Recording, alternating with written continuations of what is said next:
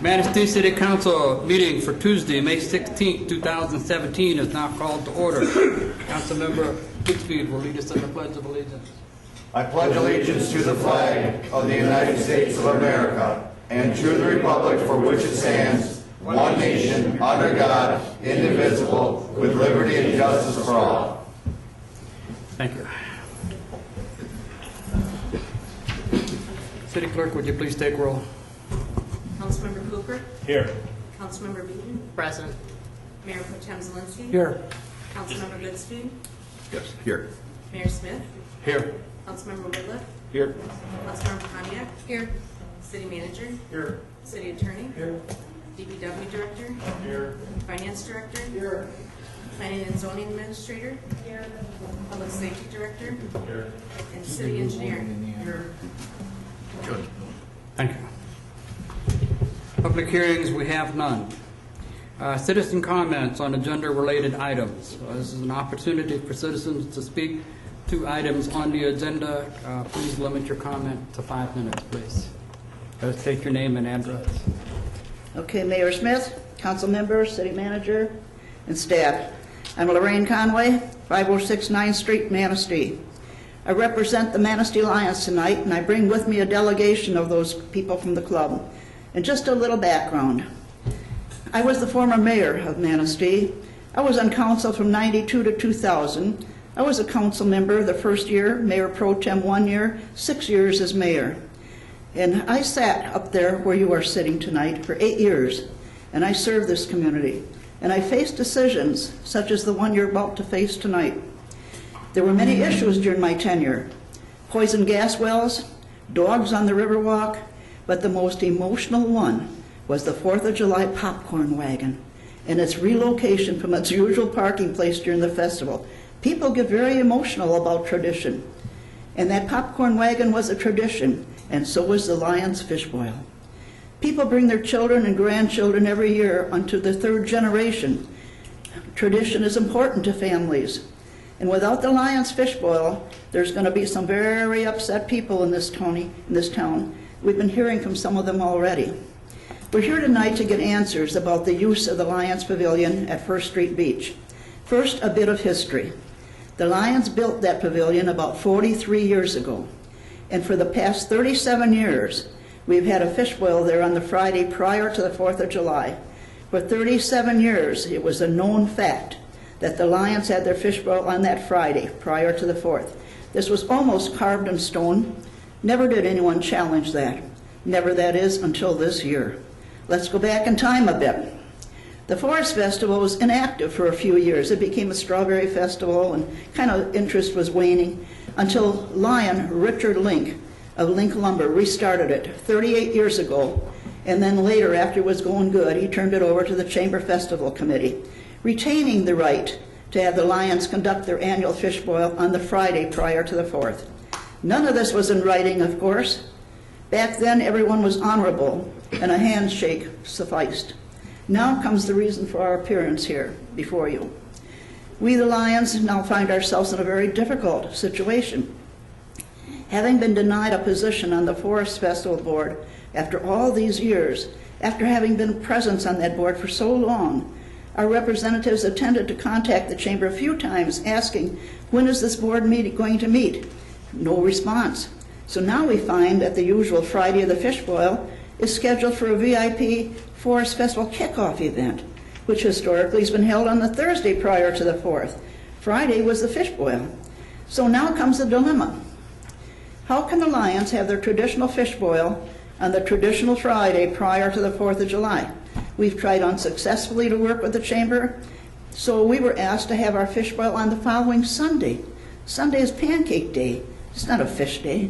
Or on the 7th of July. Why would we want to have it then after the 4th of July when everyone has left the town? So for obvious reasons, those alternatives were not acceptable. And then the Chamber acquiesced, and we could have it on our Friday. But we had to be cleaned up and gone by 6:45. Impossible. Historically, we served our dinners until 7 o'clock, and cleanup takes a while after that. So then the Chamber presented us with a ludicrous contract to sign. We're honorable men and women. And when we were asked to sign a contract that would have monetary penalties, we felt degraded. If we were not out of there by a prescribed time, we were going to be fined $250, and we were going to be fined for something else, and blah, blah, blah. So the options were poor, and at a small gathering, the club voted to forego the fish boil. They felt defeated. But a few days later, at an emergency meeting, the general membership of the Lions reconsidered that and voted to go forward with our fish boil. Since then, the chamber director has not answered calls or responded to my messages that I've left. Now comes the question. Who controls that pavilion? Do we, the Lions, have the right to continue with our Friday fish boil at our usual serving times? We understand it's city property. But, and that's a big but, everyone has honored the tradition that the pavilion was always available to anybody, only if the Lions did not need it for that particular time. So there's always been an implied ownership, and no one has ever questioned that until now. It's always been the Lions Pavilion, the Lions Pavilion, the Lions Pavilion. Lions built it, we've maintained it for 43 years, and recently spent $115,000 to renovate it and the adjoining cabanas, and that's a big investment, folks. So all this effort and money, and then to be denied the use of it unceremoniously, pretty darn sad. So we appealed to the city manager, but he could not make a decision. So we try to work with the chamber and address their concerns of alcohol usage, guarding against unpaid entries and so on. We were willing to cooperate, but we can't make contact with her. So now, council members, I'm requesting that the agenda item for approval of Forest Festival events be removed from your consent agenda so that you, our representatives, can discuss the problems I just brought before you. I want to close my remarks by saying the fish boil is our major fundraiser, and without those funds, someone may not get glasses, someone may not get cataract surgery, some kid may not be able to go to band camp or to play baseball or to be on the swim team.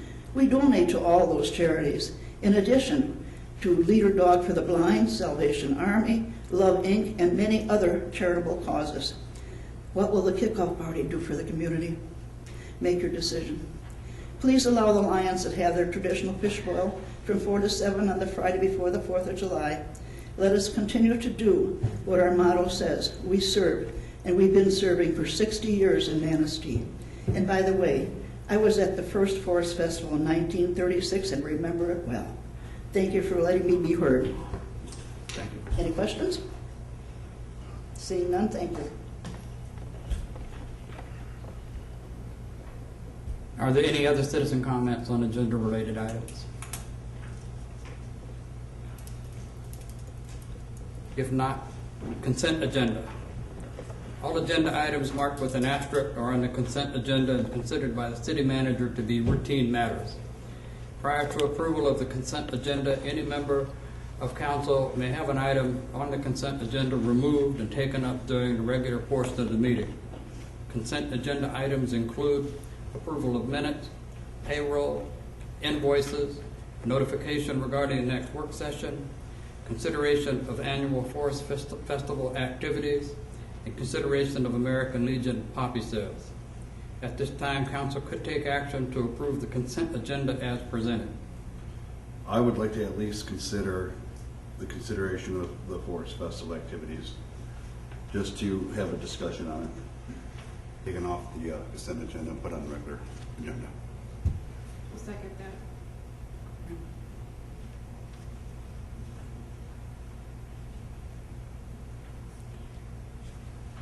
Okay. With that, I'll make a motion to approve the consent agenda as presented. Okay. We have a motion to approve with the exception of the annual Forest Festival activities. Support.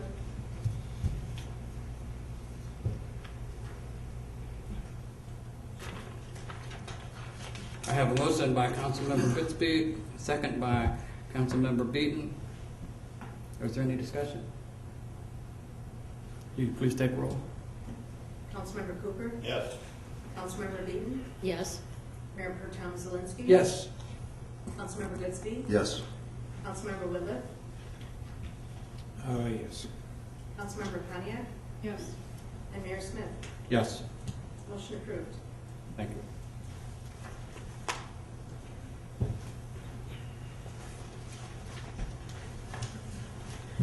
Consideration of an agreement with Charter Township with the Charter Township of Filer for water system connections.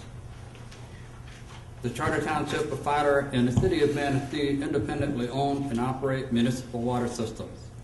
The two systems are physically connected at two locations and separated by closed gate valves. The agreement creates joint responsibility for the ownership, maintenance, capital improvements of the interconnections. The city attorney has drafted and approved the agreement.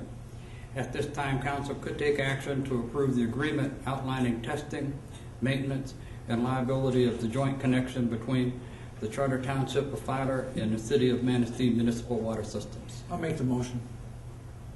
Second. I have a motion by Mayor Pro Tem Zelinski, a second by Councilmember Whitten. Is there any discussion? Would you please take roll? Councilmember Beaton? Yes. Councilmember Goodspeed? Yes. Councilmember Pontiac? Yes. Mayor Pro Tem Zelinski? Yes. Councilmember Whitliff? Yes. Councilmember Cooper? Yes. And Mayor Smith? Yes. Motion approved. Thank you. Consideration of purchasing a finance management software suite from BS&A Software. The recently adopted 2017-2018 budget included the purchase of a financial management software suite. The current software is lacking functionality in key areas and is not being regularly upgraded. The 2017-2018 budget anticipated paying for the software over 3 fiscal years, with the first payment in the current fiscal year. If approved, implementation would happen in late 2017. At this time, council could take action to authorize the purchase of a financial management software suite from BS&A Software in the amount of $93,440 payable over 3 city fiscal years. I'll make the motion. Second. I have a motion by Mayor Pro Tem Zelinski, second by Councilmember Whitliff. Is there any discussion? I have a couple of questions. I'm one of those people that use the system for to find out property descriptions and get sketches of housing and stuff like that. And I've used it for a couple of years. I'm one of those people that pays to use it.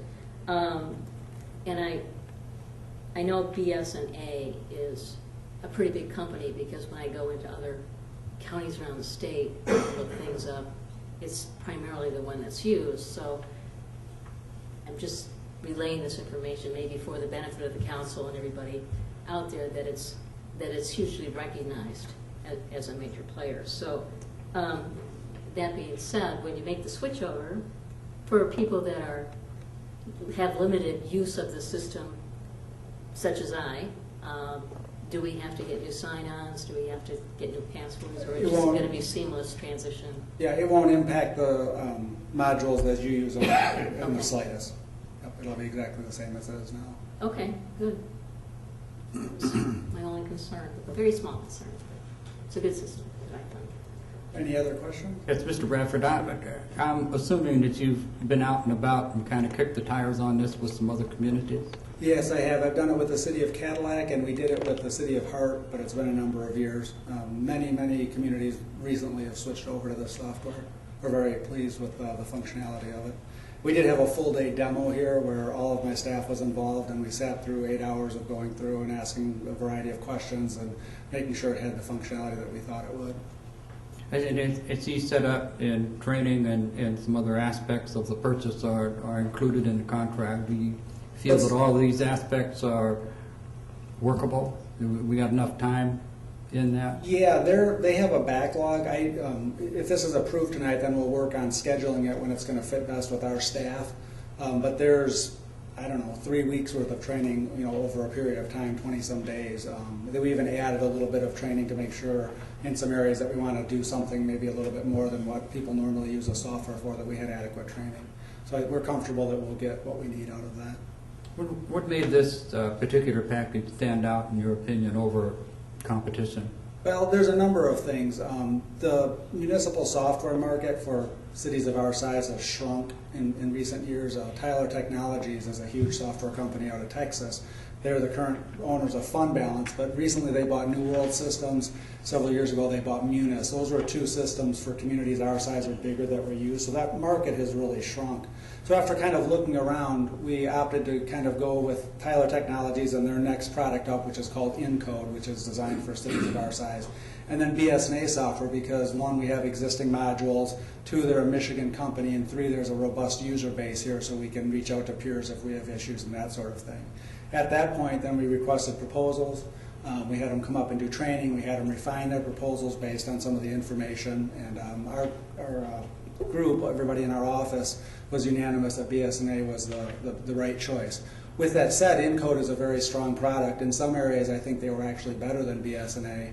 But I think BSNA, at the end of the day, was the better product, and it's certainly more economical, especially on an annual basis. What's the ongoing cost after the initial 3-year purchase plan? In year one, it's about $6,900, which is actually less, slightly less than what we're paying today for our support for our software. Okay. Does this add capabilities that we haven't had before, or is it just enhanced and more modern? It adds a significant amount of capability, as I outlined in the memo. There's going to be huge efficiency gains in terms of being able to drill down on information. Right now we have to switch between modules and dig down manually. You can click on links in the reports and go right to where you want. So for example, if a department head is reviewing their financials and they see an entry and they weren't sure what that is, they'd be able to click and drill down and see exactly what that was. It should provide efficiencies in the purchasing process, eliminating a lot of the paper that's being shuffled around today. It'll definitely help in the payroll area where we're going to have some enhanced capabilities for timesheet and time tracking. The utility billing module is much more robust. It's going to allow us to take credit cards, and there's a number of other features. Okay. Thank you. Thank you. Any other questions? Would you please take roll? Mayor Pro Tem Zielinski? Yes. Councilmember Whitliff? Yes. Councilmember Beaton? Yes. Councilmember Goodspeed? Yes. Councilmember Pontiac? Yes. Councilmember Cooper? Yes. And Mayor Smith? Yes. Motion approved. Thank you. Consideration of zoning amendment Z17-02, wireless communications facilities. When Clear Zoning performed a review of our zoning ordinances, they noted that the Planning Enabling Act now references wireless communications facilities, not communication towers as currently defined. On May 4th, 2017, the Planning Commission held a public hearing and made recommendations to City Council to approve the amendment. This ordinance has been reviewed by the Council Ordinance Committee. As it is an ordinance, 2 separate readings are required. If this ordinance is introduced at this time, it could be adopted at the next regular meeting. At this time, Council could take action to introduce zoning amendment Z17-02, wireless communications facilities. I'll make that motion. Second. I have a motion by Councilmember Beaton, a second by Mayor Pro Tem Zielinski. Is there any discussion? No, this was a pretty clear-cut one. I mean, Denise had to just go through all the ordinances, and wherever we had communications towers, she had to put in this wireless communications facilities, and then new definitions for it, and take out old definitions. So it's just an exchange of language to make it better. Any other comments or discussion? Would you please take roll? Councilmember Goodspeed? Yes. Mayor Smith? Yes. Councilmember Whitliff? Yes. Councilmember Pontiac? Yes. Councilmember Cooper? Yes. Councilmember Beaton? Yes. And Mayor Pro Tem Zielinski? Yes. Motion approved. Consideration of zoning amendment Z17-03, parking standards. When Clear Zoning performed a review of our zoning ordinances, they noted that the current ordinance does not provide standards for electric vehicles, deferred parking, and electric vehicle parking, and recommended updating current standards for bike parking. On May 4th, 2017, the Planning Commission held a public hearing and made recommendation to City Council to approve the amendment.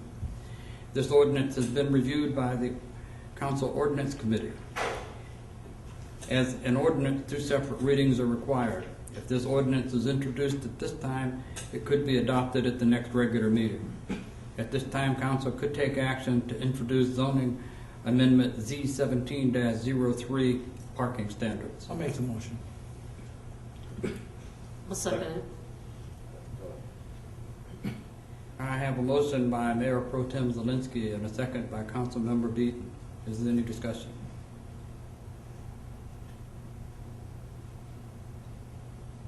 Would you please take roll?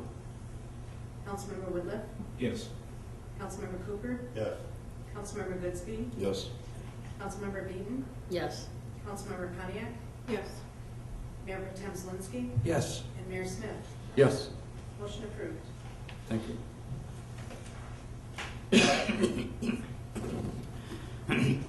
Consideration of zoning amendment Z17-04, miscellaneous items. A zoning amendment is being proposed relating to miscellaneous items as recommended by changes to definitions for building envelope, solar energy systems, and solar storage battery, and state licensed residential facilities.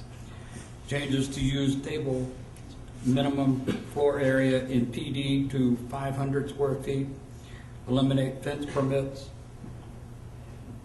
special use standards for convenience store and gas stations, change eating and drinking establishment from special use to a use by right in W-F and C2, delete gallery and museum and place of public assembly small as a special use with Key Street frontage in R1, change mixed-use development from special use to use by right in G-C, W through F, C1, C2, and C3 as recommended in RRC best practices. Delete wind energy conversion systems as a special use in R3. Add the word light to purpose and intent in the L1 district. On May 4, the Planning Commission held a special hearing and made recommendation to City Council to approve the amendment. This ordinance has been reviewed by Council Ordinance Committee. As an ordinance, 2 separate readings are required. If this ordinance is introduced at this time, it could be adopted at the next regular meeting. At this time, council could take action to introduce zoning amendment Z17-04 miscellaneous items. I'll make the motion. I have a motion by Mayor Pro Tem Zelinski and a second by Councilmember Cooper. Is there any discussion? Will you please take roll? Councilmember Pontiac, Yes. Councilmember Woodruff, Yes. Mayor Smith, Yes. Councilmember Goodspeed, Yes. Mayor Pro Tem Zelinski. Yes. Councilmember Beaton, Yes. and Councilmember Cooper. Yes. Motion approved. Thank you. Consideration of zoning amendment Z17-05 dumpster standards.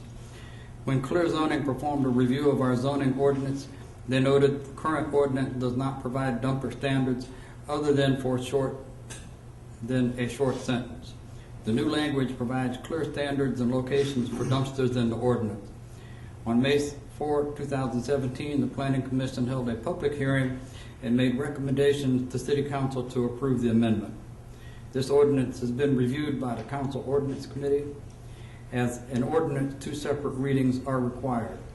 If this ordinance is introduced at this time, it could be adopted at the next regular meeting. At this time, council could take action to introduce zoning amendment Z17-05 dumper standards. I'll make the motion. Second. I have a motion by Mayor Pro Tem Zelinski, a second by Councilmember Whitliff. Is there any discussion? Yeah. Section 1811, where it says automobile repair facilities, it says all dumpsters enclosures shall be in accordance with Section 506 in zoning ordinance. So then I go up to there and read that.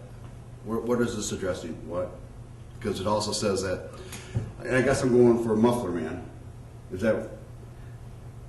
that what we're kind of, is that their dumpster, they don't have any other place to put their dumpster, and if it's saying you can't see from the street, where's that man gonna put his dumpster? Denise is going to come up and tell us. With the new standards, the planning commission understands that happens on several lots. So they have the ability to put it at the least visual place that they can find on the parcel, but not restrict them from having the ability to have a dumpster. So they'll still be able to have one, and the one they currently have is currently grandfathered in. It would be for new facilities that come in that are going to provide dumpsters, and their locations will be regulated under the new standards. Okay. So we're not going after that? No, we are not. Okay, that's, let me make sure, okay. Any other questions or comments? Discussion? Please take roll. Councilmember Cooper? Yeah. Councilmember Goodspeed? Yes. Councilmember Pontiac? Yes. Councilmember Beaton? Yes. Councilmember Whitliff? Yes. Mayor Pro Tem Zelinski? Yes. And Mayor Smith? Yes. Motion approved. Thank you. Consideration of zoning amendment Z17-06 signs. When Clean Zoning performed a review of our zoning ordinances, they noted the current ordinance does not comply with the Supreme Court case Reed versus Town of Gilbert. Staff worked with the city attorney to develop new standards for Article 21 signs. On May 4, 2017, the Planning Commission held a public hearing, made recommendations to City Council to approve the amendment. This ordinance has been reviewed by the Council Ordinance Committee. As an ordinance, 2 separate readings are required. If this ordinance is introduced at this time, it could be adopted at the next regular meeting. At this time, Council could take action to introduce zoning amendment Z17-06 signs.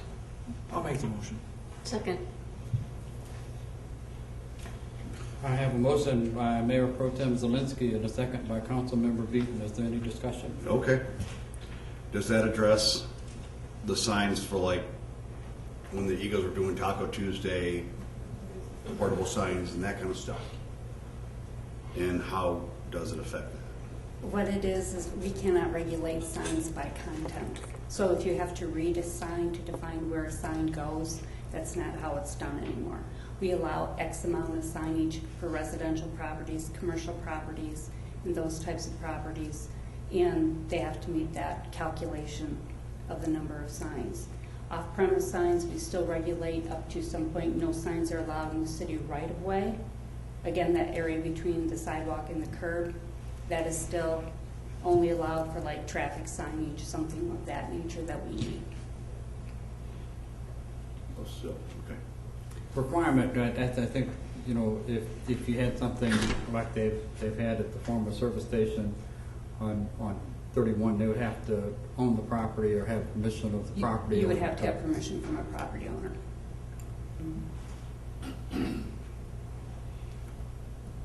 Any further questions or comments? Please take roll.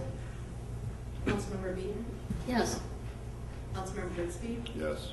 Councilmember Cooper? Yes. Councilmember Whitliff? Yes. Mayor Smith? Yes. Councilmember Pontiac? Yes. And Mayor Pro Tem Zelinski? Yes. Motion approved. Thank you. Consideration of council member reports from council committees and/or boards and commissions. Council members sit on various council committees, and several are members of various boards and commissions that report to council. Mayor Smith would like to discuss the concept to have council members give regular reports to council on their involvement in the various committees, boards, or commissions. Discussion's open. How would this, how would you envision this works? Would this information be shared publicly with everybody on the council, like during a meeting, set aside a time for it, or are we just supposed to send reports to you, or, I'm just, what's your vision on this? I was looking at the minutes from Ludington City Council meetings, and council members appear that are on boards and commissions appear on the agenda to give brief reports. There's nothing real elaborate. I know we all sit on things. I chair the oil and gas. Councilmember Whitliff chairs the Planning Commission. But we have representation from City Council on just about at every board and commission without the Councilmember Pontiac's on the Park Commission. There's sometimes something will come up in one of those meetings, and as opposed to waiting for an annual report or some special event, I thought it might be useful if someone was part of a meeting and felt that it was relevant, they could contact city manager or Cindy and have it added to a particular agenda coming up, and give a brief report or make some comments. I just thought it might be beneficial to better inform the rest of City Council in a public forum. I don't want to. Okay, that's my opinion. I'm on 3 different committees. I'm on Revenue Sharing, I'm on the Harbor Commission, I'm also on the Teen Center Board. I have no problem with keeping council and the public up to date on what's going on. I'm just a little bit unclear when that would happen, but I have no problem doing that. I think it's beneficial that council members, or I speak for myself, that I keep the public informed of what's going on. And I'm sure that the committees I'm on would also encourage that. I don't think there'd be a disagreement with that. I just deem it unnecessary. That's, we get a number of reports from committees. I'd just like to see this step taken away. That's my opinion. Are you thinking doing it as a work session or at a regular meeting? No, just, for example, if you have a Parks Commission meeting and something comes up that you think would be relevant to the rest of the City Council, just contact the city manager and ask for Councilmember Pontiac report from the Park Commission on the next agenda, and give a brief summation of what's coming up. Someone else may wish to attend a meeting or do some research. Could be a long time before you get another Park Commission meeting in front of the public. Nothing elaborate. Doesn't that fall under when it says council members? That's when that's kind of when we're given that opportunity. We could do it at that point also. Just an idea. Well, I'd be just, for the boards, for the committees that I'm on, just submit the minutes of the meetings so that everybody would have them. So you could read them at your pleasure, and then if you saw something, you could act on it. No action required on that, so just something I wish to have brought up. Thank you. Consideration of applications to boards and commissions. City Clerk has taken action to advertise vacancies on the Board of Review, Brownfield Redevelopment Authority, Housing Commission, Parks Commission, PEG Commission, and the Zoning Board of Appeals. All appointments by the mayor are subject to council approval unless otherwise specified by statute or ordinance. Nominations for city council appointment do not require a second. After a member of council nominates an individual for appointment, council can vote on that nomination. A majority vote in favor of placement of the nominee is required for appointment. The following applications have been received. Housing Commission, 1 vacancy, 5-year term ending 5/31/22, mayoral appointment. Douglas A. Parks, 724 Harbor Drive, the incumbent. At this time, mayor and council could take action to make appointments as noted above. I would nominate Douglas A. Parks, 724 Harbor Drive, for this appointment. I'll support the mayor's appointment. I have a second by Mayor Pro Tem Zelinski. Is there any discussion? Would you please take roll? Councilmember Goodspeed, Yes. Councilmember Whitliff, Yes. Councilmember Pontiac, Yes. Councilmember Cooper, Yes. Councilmember Beaton, Yes. Mayor Pro Tem Zelinski, Yes. and Mayor Smith. Yes. Motion approved. Thank you.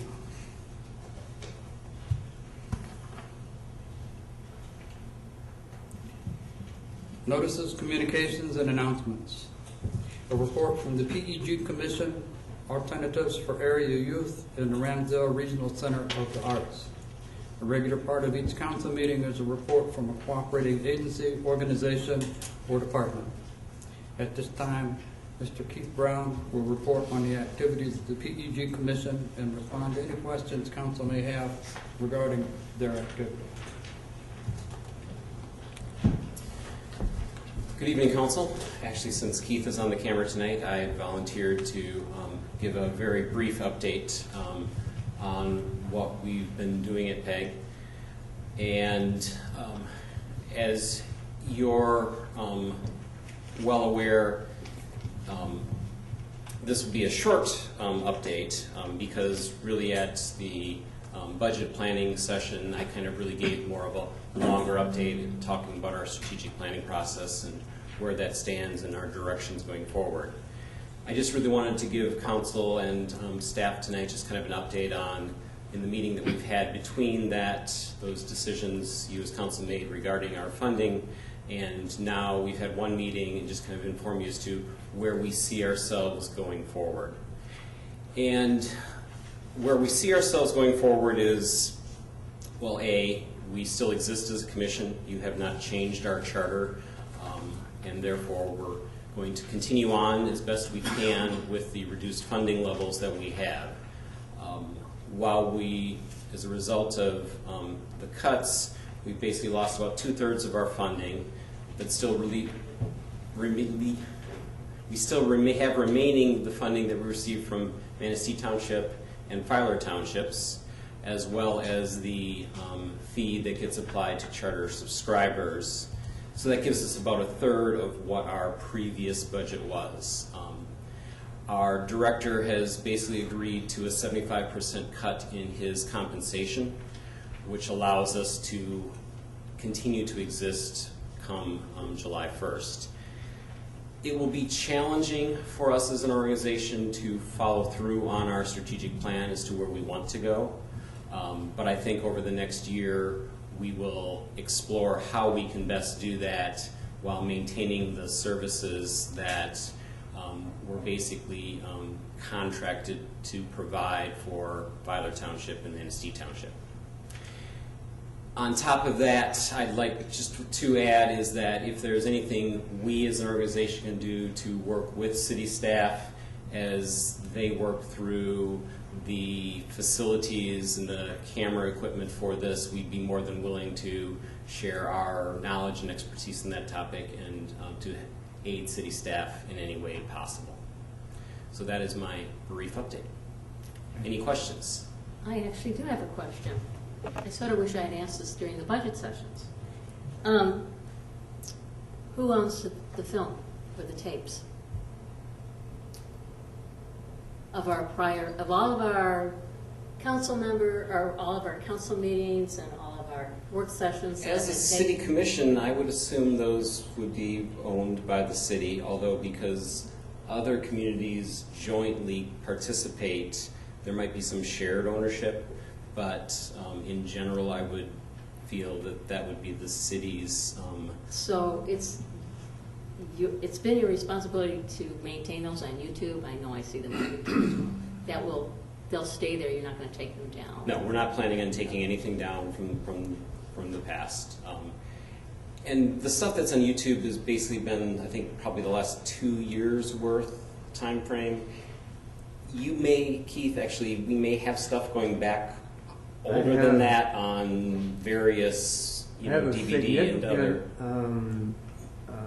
Inventory of past meetings going back several years. They're in the form of DVD now, and they are yours if you want, you have called for them on occasions before, and I've been willing to comply, and that won't change. Well, that's good to know. I just. Again, dawned on me we're it's still a a city question commission, to so ask. we're still operating under, our bylaws, et cetera, that city council establishes for us. Any other questions? Oh, thank you, Barry. Thank you. At this time, Ms. Sheila Kaminsky will report on the activities of the Alternates for Area Youth and respond to any questions the council may have regarding their activities.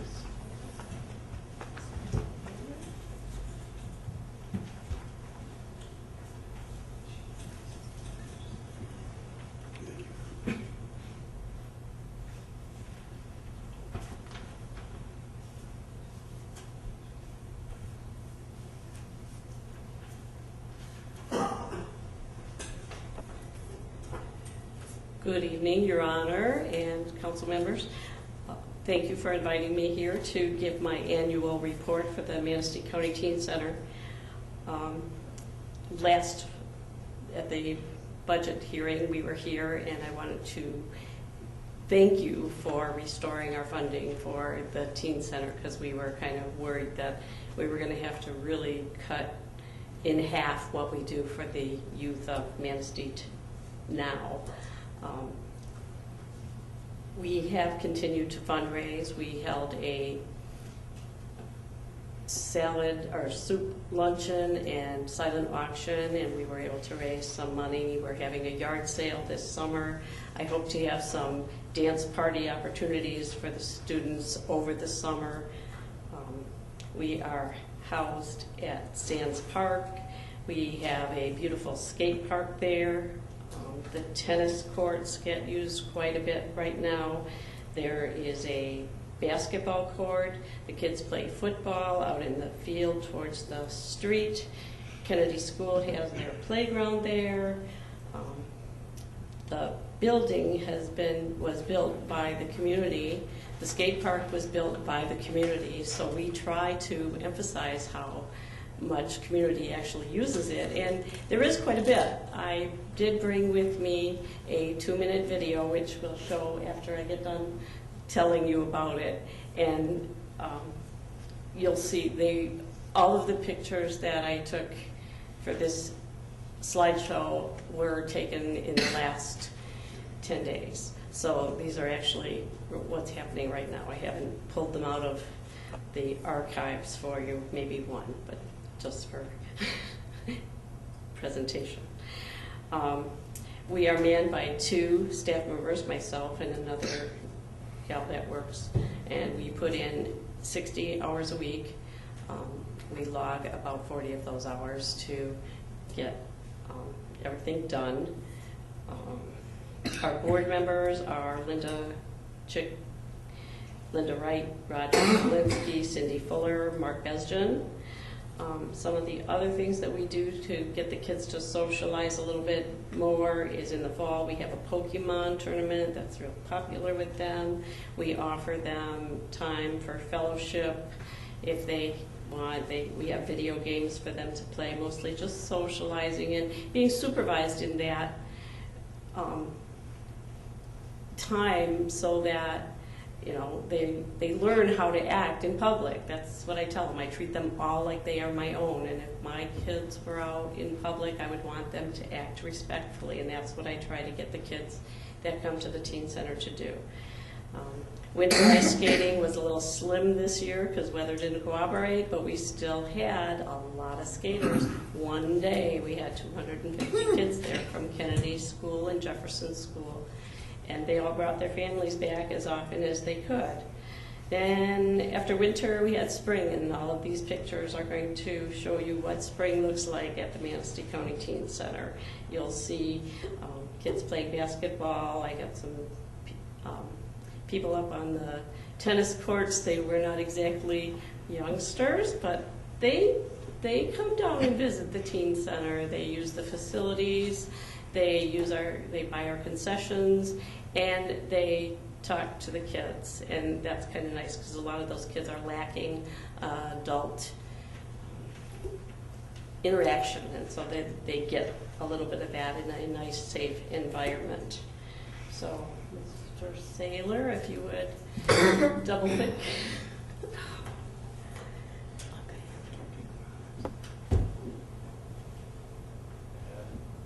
I'm holding the crowd.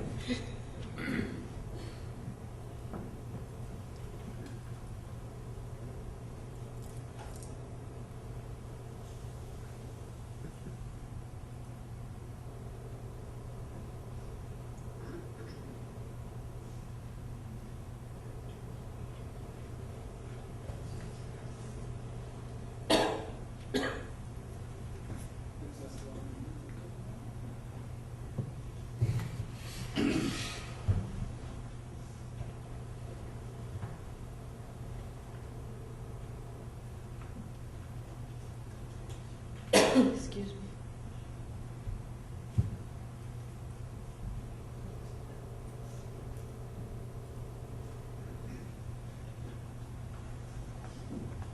That young person on the bike right there is 47 years old. This one is not, the one in the red shirt, because he recently had a heart attack and he's out trying to do some physical therapy. Is that him laying on Yeah, the ground? no, he's not laying down, he's on his bike. And these are my kids playing Pokemon in the fall.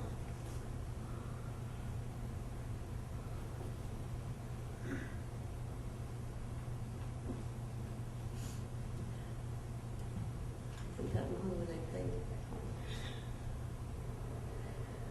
Some of our ice skaters. And we had to be. When we couldn't be on the ice, we were inside playing games, partying.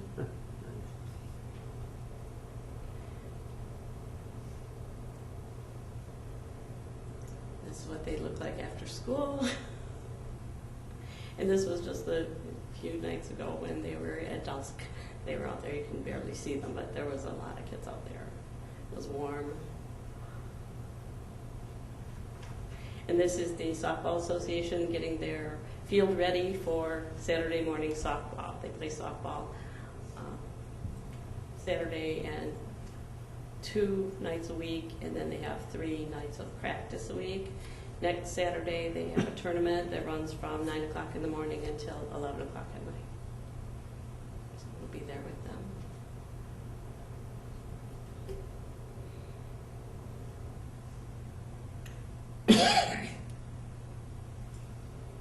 That's what I left. Any questions I can answer for you? Are you going to be selling concessions at this softball tournament? I am.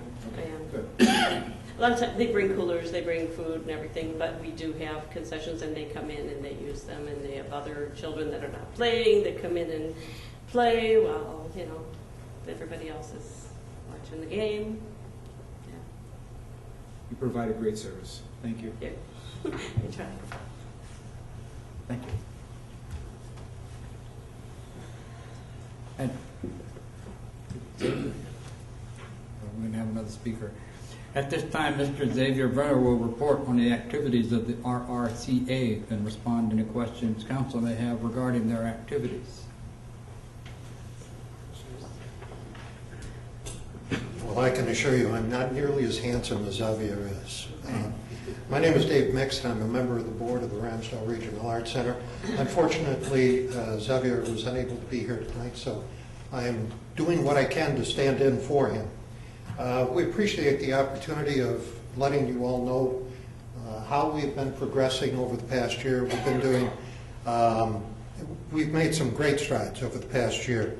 I think because we have a board that's extremely dedicated to preserving and enhancing a really iconic building here in Manistee. We've been working very hard with all of the things that we've been doing.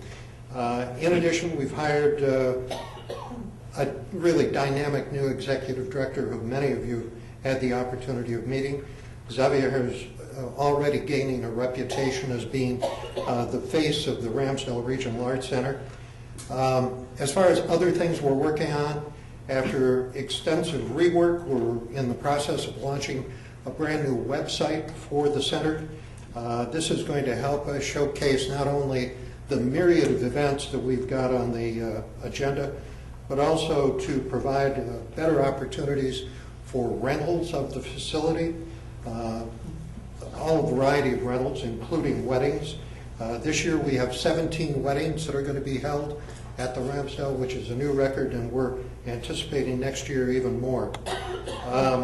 And we're building a dedicated group of volunteers who've been helping support all of the things that have been taking place and are going to be taking place at the Ramsdale.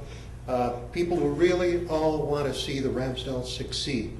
And working under Al Fry's leadership, this is a group that continues to grow and become engaged with all of the things that are taking place over there.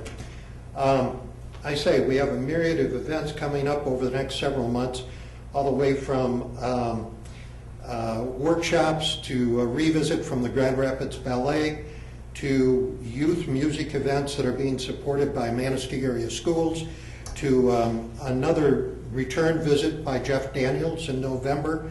So there are a lot of things that are taking place over there. The board also recognizes that for the Ramsdale to be sustainable, we need to be focused on organized fund development.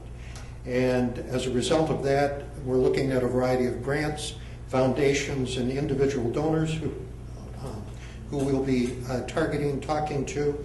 And we're also implementing a new donor tracking database.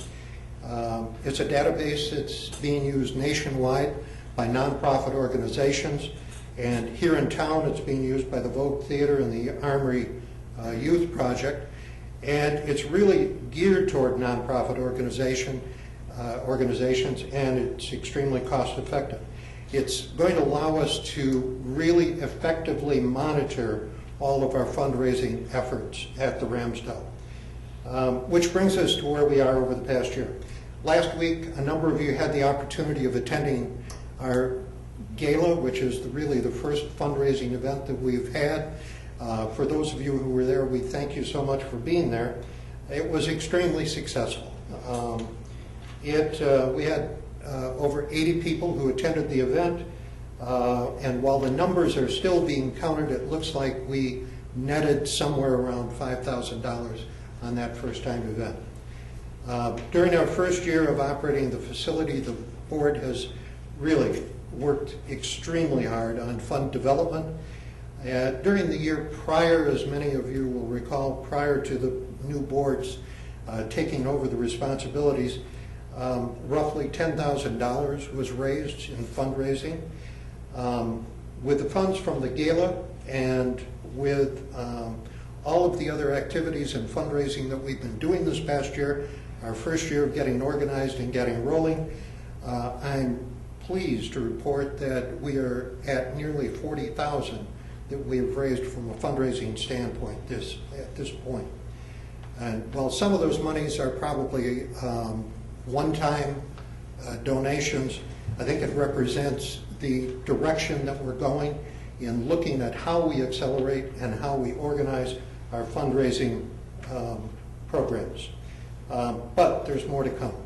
So in Xavier's place, as the President of the United States would say, the Ramsdale is in a very good state at this point, and we're pleased with where we're going. I believe you all received a copy of the gala program, which gives you an opportunity of taking a look at all of the different things that are on the books through the balance of the year, and we continue to schedule more things.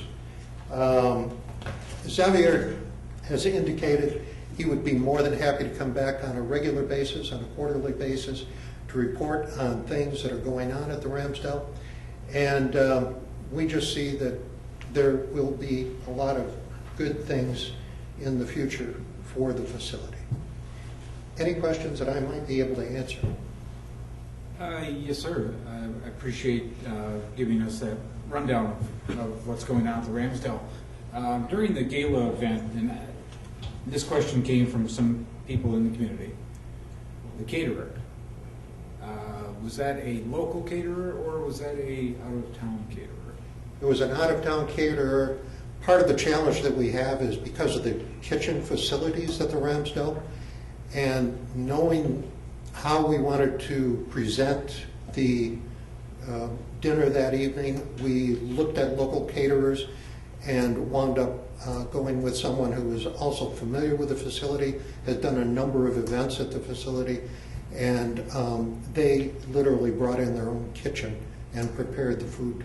Okay, it's on tape now, so it should answer those questions. And then the last question, the Manistee Civic players, I see they're at the high school now for the Christmas play.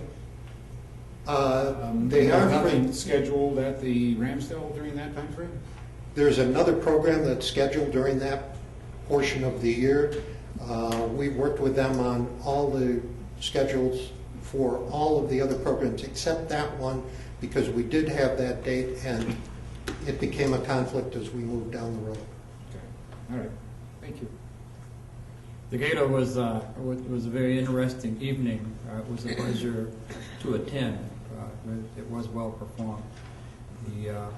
The Ramsdale represents the single largest appropriation from the city's budget, and as such, I would certainly welcome quarterly updates on progress in events, because people have that in mind at all times. I applaud your success in fundraising thus far this year. Thank you. Thank you. Any other questions? Thank you. Consideration of annual Forest Festival activities. A request has been received from the Manistee Area Chamber of Commerce to authorize the annual Forest Festival parade and other festival events beginning Friday, June 30th and running through Tuesday, July 4th, 2017. The proposed schedule includes parades, fireworks, carnival, hospitality tent, arts and crafts show, signage, special events for the kids, and much more.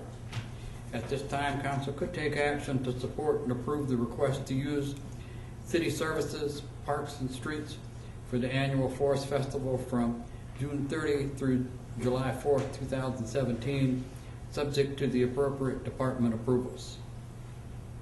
I'll make that motion. Second. I have a motion by Councilmember Whitliff and a second from Councilmember Cooper. It's open for discussion. My question is, how do we make this work? I've read a ton of emails on this. Apparently 6:45 is not acceptable for you guys, for the Lions. I understand you have a schedule to keep. How do we make this work? Yeah, please do. I was asking you, I was hoping you. Stacy Begwert from the Manistee Area Chamber of Commerce. I did provide council members with a letter today and some supporting documents that we, as a Chamber of Commerce, deal with over 30 different organizations and events that go into planning a 5-day festival for our community. So we've devoted a lot of time in trying to work with the Lions Club to make this work. Our offer is still on the table to make it work on Friday.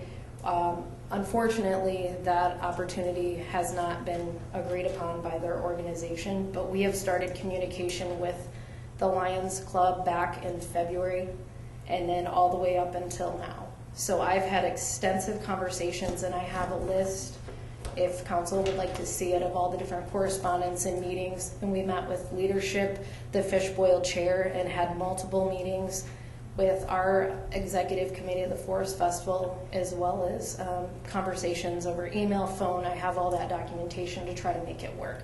So we have, like I said, it's still available to have it on Friday. We just had to compromise at some point with the different times and scheduling.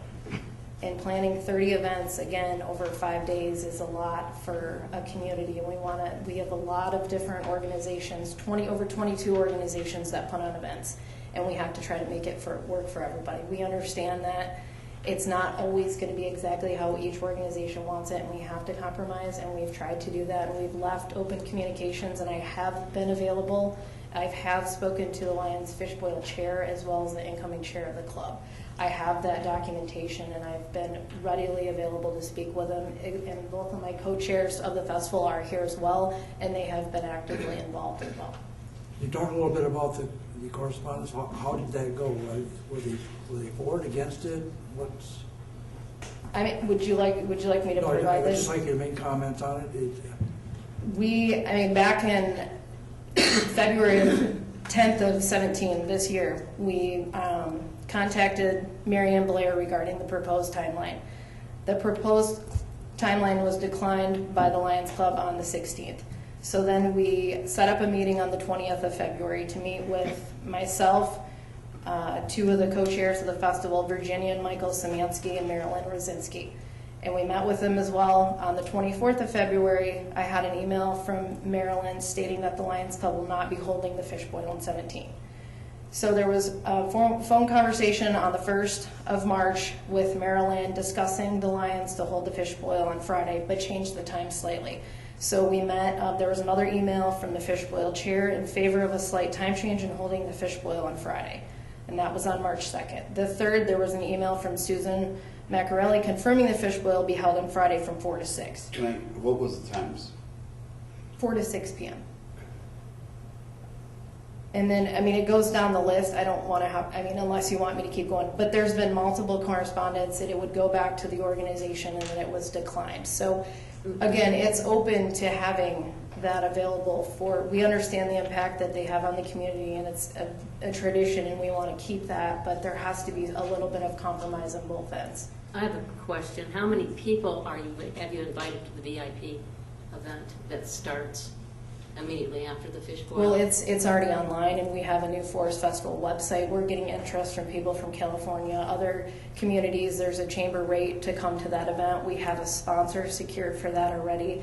So that's already like a detailed list of who's coming. I don't have that with me. I'm sorry. No, I don't. So, is it that impossible to back it up an hour? Well, we just printed 10,000 brochures. Just went to print. And we've had it on our Facebook page.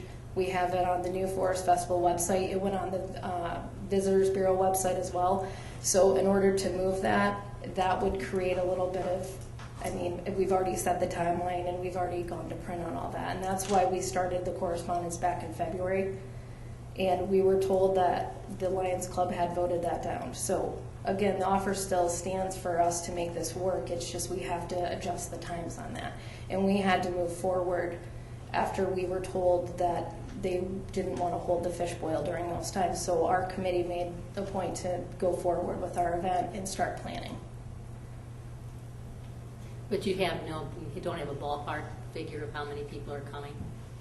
I could get you that information. I don't have it at hand. I'm just curious. Is there any, you probably have email addresses for them?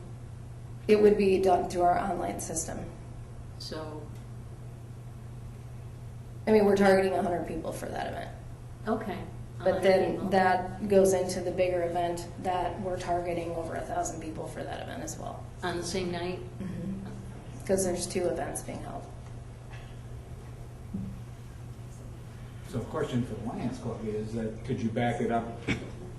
It's at 4, go to 3:30, 3:30 to 5:30, or 6. Maybe 45 minutes to get cleaned up, get everything moved out.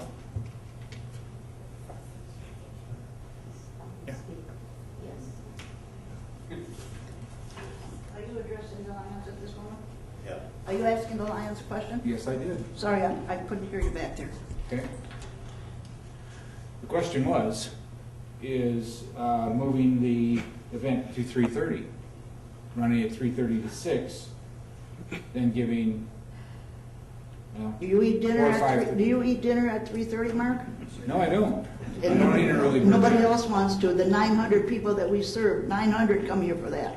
That's what we Well, serve. I'm trying to find compromise. I know, and we want. You've been in we this want seat. to. We want You've been to. in this seat, and we want to make both events happen here. And we understand that, and we are willing to cooperate.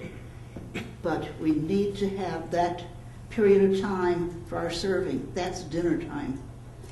I don't know what the Chamber's plan is. Where are they going to hold this? They want us to pay for the tent, but we can't use it? You know, that's just wrong. It's just wrong. Are they going to use the tent? Are they going to use the pavilion? Or are they going to use the tent for their function? I don't know that. Now, you made a comment, Mrs. Conway, about paying for the tent? Yes, they've asked us to pay $1,500 for the tent. And one of the members just said a decision's going to have to be made pretty quick because there are only 2 tents left. So someone's going to have to buy a tent pretty quick. So I hope that we could resolve this. I really wish. Why didn't the Chamber return calls when we try to work with them? February, yes. Mary Ann Blair, our lion that Stacy mentioned, she was in Florida. I was in Florida. People were not around. We did put it on, someone did put it on our board, and that's been the procedure. If you want to use that pavilion, you put a thing on the bulletin board. It was there. I have a picture of it. And the Smanskys, my Lion members here, they saw it. They put it there. It was not regarded. Why weren't the Lions on the festival board as always for all these many, many years? But we are willing to cooperate. There was concern about the use of alcohol, that our men who do the cooking can't bring their own beer like they usually do while they're out in the backyard cooking. And they agreed they would buy the beer from the chambers. They would not violate that. There was concern about people coming in for the fish boil and then staying for this other event. And one of our members volunteered to guard the day to make sure that that wouldn't happen. We've tried our darndest to cooperate with them. We don't seem to be able to get anywhere. But backing it up to 3:30 would not work until, that's awful early for dinner. Early bird. Okay, You thanks. you could offer a discount. Pardon me? You could offer a discount. No, now here's a question. I mean, is it possible within that 45-minute time frame to clean up and remove everything that the Lions has? Well, I don't know what part of the structure they want to use. If they're going to use the pavilion, we can be out of there quickly. We would only have our stuff in the back, and I don't think they're going to be back there where all the kettles and the burners are. That is what takes longer, but the pavilion itself can be cleaned up very quickly. Okay, well, we have both parties here, so maybe we can get it worked out right now. I hope so. I hope so. If you want any more questions, I'll be happy to come back. Okay, thank you. If they vacate the pavilion and have their kettles in the back, can they have their fish boil? That's what we originally proposed, was to have them out by 6:45. We were not going to use the pavilion. We were going to use tables, everything else that we would need to use for our event. We don't use technically the tent anymore. We bring in the huge stage and have that event there. So we were going to work around that, and they would have the pavilion. That wasn't our intention to take the pavilion. That's why we had the contract. But there are concerns that she did bring up with the liquor license. We've had addressed this for 3 years, and if we are violated on our liquor license, then we could get pulled that whole liquor license for the entire festival, and that affects everybody. It affects the community. It affects just the incoming people to the area. So we wanted to make sure on that portion. And then we did propose 6:45, but we were told that they needed 2 hours to clean up, and then they wouldn't be able to do that nor sign the contract. And the contract wasn't intended to offend anyone, so I apologize if it came across that way. But we give contracts to everybody. That's a liability for the chamber, that we have all these organizations putting on events. We have to do contracts so we can keep track of everything so that everyone knows what each other is doing. So that was, proposed to them, and after it was voted unanimously down at the meeting, and I was emailed by the Lions Fish Boil chair saying they would not have it, there was no further discussion from her or the other leadership we had talked to about working on the contract to make it work for both parties. So that's the last that we had heard. And then the response of me not responding, that just came on May 3rd of this week, and I was in Lansing meeting with our state legislators, so I wasn't available that day to make those calls. So it sounds like this is a very workable issue. And that's what we're a little, Okay. yeah. So what you're saying is the pavilion's still there. I mean, you're not using the pavilion, but so if they have their kettles and they're cleaning their kettles, if they're fenced off and they agree not to bring their own alcohol, this is pretty much a moot point. Well, I mean, we would have to revisit the contract and make sure that we can agree on that contract. Okay. I think you guys will work it out. Okay. I have much. What's the purpose of the tent? I'm sorry? That's on the tent. What's the purpose of the tent? Are you addressing me? That's supposed to Mayor? stay up, yeah. We didn't purchase a tent in the last 2 years for the No, I said, what is the purpose of the tent? Who's using the tent? The Lions I mean, usually use the it's got tents. here, Lions will contract with the rental company for the choice of chairs, tables, and a 30 by 60 tent, and will be placed running parallel studding there, and the tent will remain up through the festival and be removed by the 5th of July. I mean, They had used a tent for their patrons to eat the fish boil. So they were the ones that have provided the tent in the past.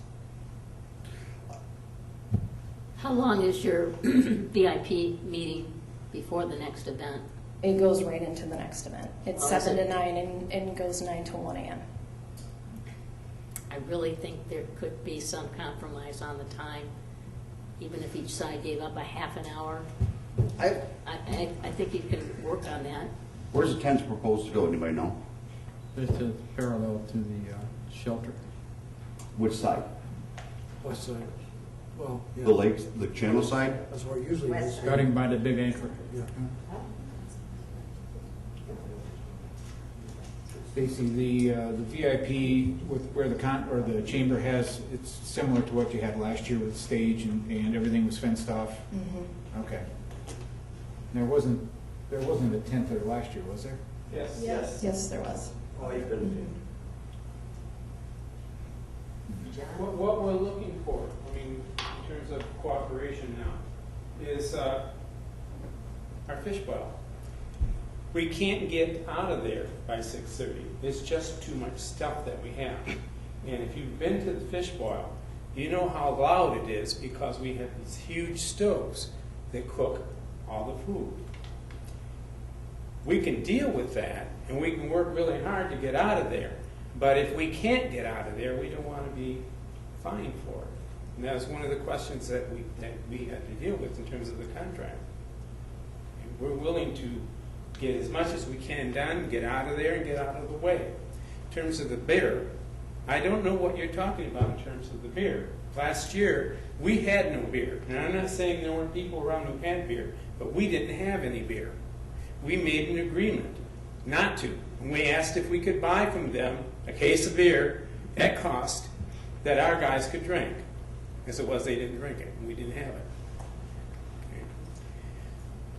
Okay. We can work this out. We can work this out. We're going to be putting up a tent, as we always do, so that if it rains, there's a place for the people to be eating their meal. We put 1,000 people through in terms of the food. So that's what the tent's for. That's what the chairs are for.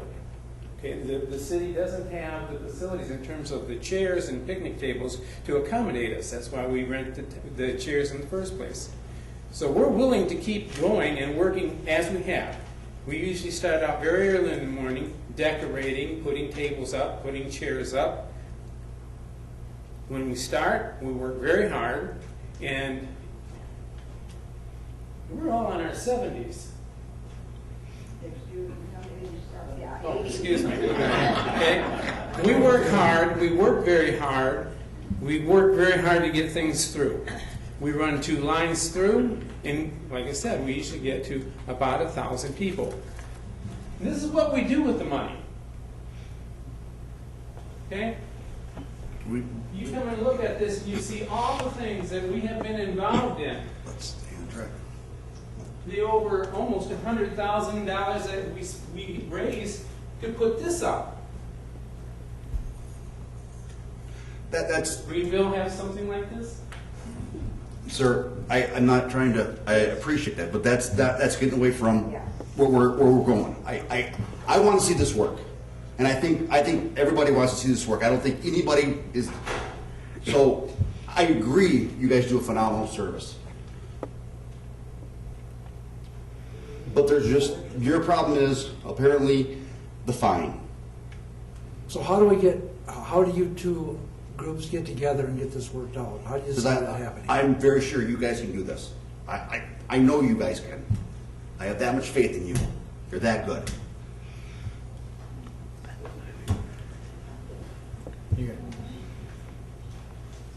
Hi, I'm Susan Mancarelli, the Secretary of the Lions. My address is 305 Gloria Lane, and we'll be glad to sit down and work with Ms. Bitework on a mutual agreed upon, written document. What we found very offensive is the contract had all these fines, several fines, all directed, and it was completely written by the Chamber of Commerce. It wasn't like a mutually written contract that we had a voice in. There were no fines directed towards the Chamber of Commerce if they did not comply. It was all directed to the Lions Club that have been doing this for 60 years. And I mean, I've been here in Manistee for 20 years. I've helped with several fish boils. Everything goes smoothly. And so to just all of a sudden give us a contract, this is the first time it happened with all these fines, that was what was so offensive to our members. I hear both sides wanting to get together. Can there be some agreement that you can get together? Can there be? I agree that, I know they can. I'm sure they can too. I'm trying to get some confirmation that they will, or they're willing to do that. I think the Lions, we can all get together. I think the Szymanskis that were part of the original negotiating team, I think they'd be willing to sit down and, work something out. If I'm reading this contract right now, the chamber is going to actually sell beer during the fish boil. Is that true?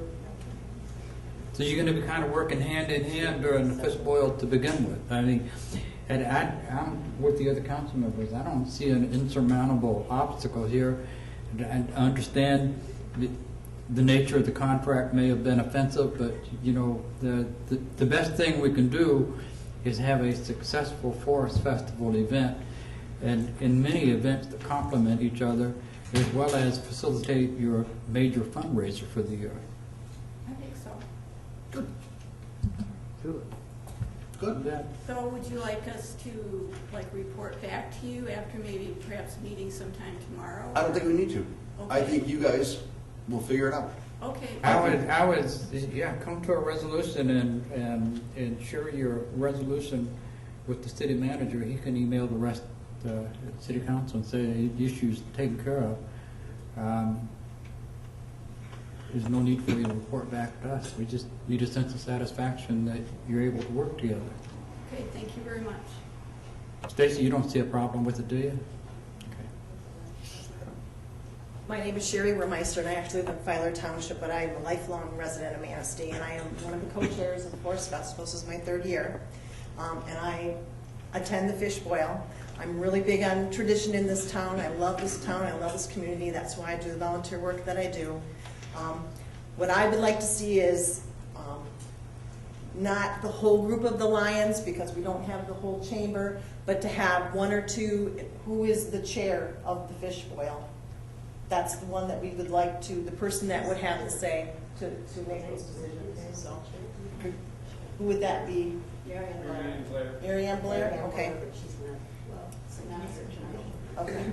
We will work with Mary Ann and come up with a compromise. Thank you very much. Council, I'm disappointed. You're not making a decision. You're putting it right back in our lap where it's been all a long time. I can assure you that the Lions are not going to sign a contract. If anything, the chamber, if we pay for the tent, the chamber should be writing a contract to us and guaranteeing that we're not liable for anything that happens in that tent or to that tent. That's ludicrous. But I can tell you, you should make a decision here tonight. that both entities will happen. The big problem is, why did they choose the Fishbowl night to have their party? Why didn't they do it on Thursday like they've done it all these many years? Why did they choose that? Why did they not involve the Lions, have representation on that committee before all these dates are set? Don't dodge the bullet. Do something, please.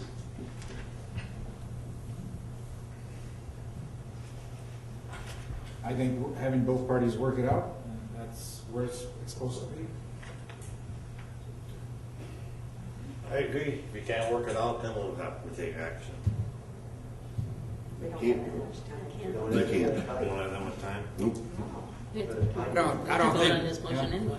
I don't think the purpose is for us to pick winners or losers or one organization over another organization. I think a compromise reached by the parties is in the best interest of everybody involved and the city for the event.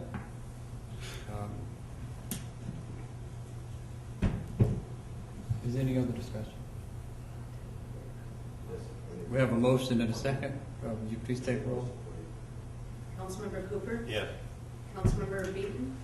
Yes. Mayor Pro Tem Zelinski? Yes. Councilmember Goodspeed? Yes. Councilmember Whitliff? Yes. Councilmember Pontiac? Yes. And Mayor Smith? Yes. Motion approved. Thank you. Concerns and comments. Citizen comment. This is an opportunity for citizens to comment on municipal services, activities, or areas of city involvement. Citizens in attendance shall be recognized by the mayor for comments limited to 5 minutes. Letters submitted to council will not be publicly read. Are there any citizens that wish to make comment?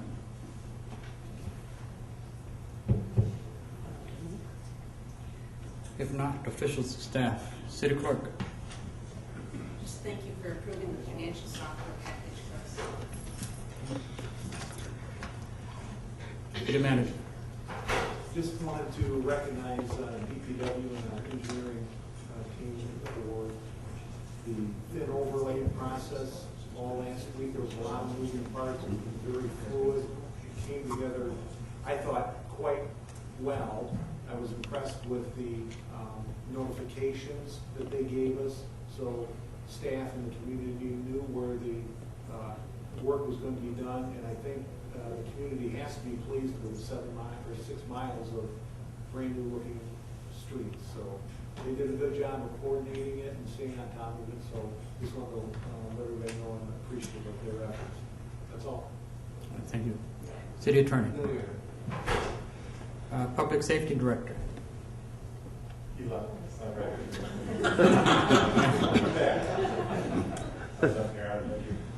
Public works. Just 2 quick reminders for the community. Don't forget Tight Lines for Troops this weekend, Friday and Saturday. It's a wonderful event serving the veterans. And then we're starting our advertisement and announcements for the scrap tire collection within the city. That'll be on Saturday, June 3rd from 8 a.m. to 12 p.m. We're going to do it in the parking lot that's adjacent to what was the Armory, and it's now the Armory Youth Project building, and then and that's funded through an MDEQ grant. Thank you. Thank you. Finance director. Nothing more, Your Honor. Planning and zoning. Nothing, Your Honor. City engineer. Nothing, Your Honor. Councilmember. Just a quick thank you, Jeff, for taking care of the blowout in the pavement on Franklin yesterday. Nothing. Nothing. I want to echo the city manager's thoughts on the street process. It certainly is nice to have some smooth streets to drive on now. And the next thing I have here is about the deer call. I've had a lot of people ask me, there's a lot of upset people in the community that we have an ever-growing deer population in the city. In 2014, the council took steps to start a call, and that was nixed.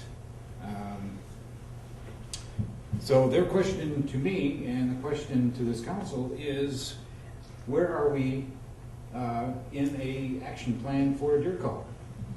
Seems the last one we had fell apart. So it's on this council to get it done.